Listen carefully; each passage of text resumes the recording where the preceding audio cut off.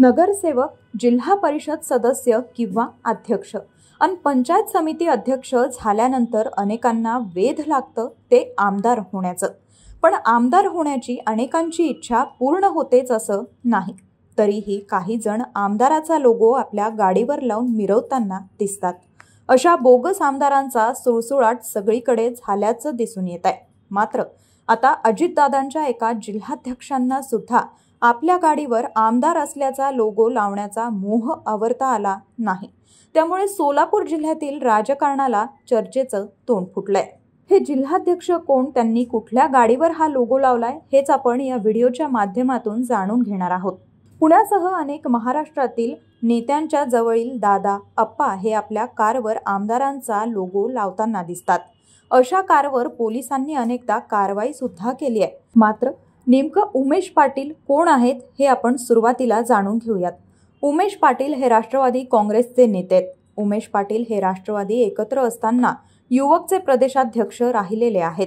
त्यासह ते सोलापूर जिल्हा परिषद नरखेड गटातून निवडून गेलेले आहेत।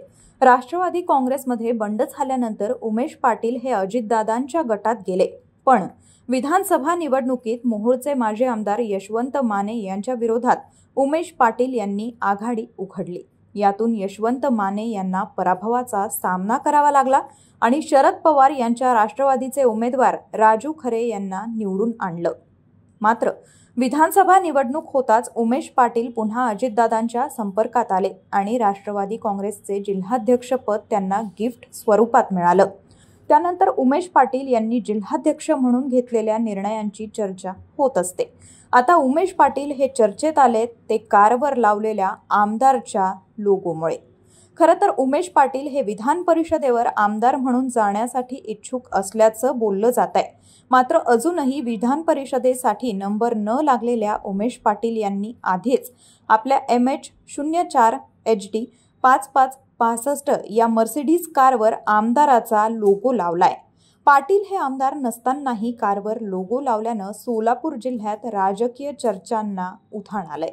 खरं तर महाराष्ट्रात 288 विधानसभा सदस्य आणि 78 विधान परिषद सदस्य आहेत। यांनाच शासकीय कामासाठी कारवर आमदाराचा लोगो लावण्याचा अधिकार आहे।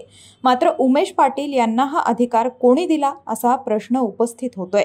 या प्रकरणी प्रशासनाकडून काही कारवाई होणार का, याकडे सर्वांचं लक्ष लागलंय। परंतु शेवटी एक म्हणावंच लागेल की उमेश पाटील यांना लोगो लावून किमान मला आमदार झाल्यासारखं वाटतंय अशी म्हणण्याची वेळ आली आहे। तुर्तास इतकंच। असेच आणखी व्हिडिओ पाहण्यासाठी माय महानगर लाईव्हला सबस्क्राईब करा आणि बेल आयकॉन प्रेस करायला विसरू नका।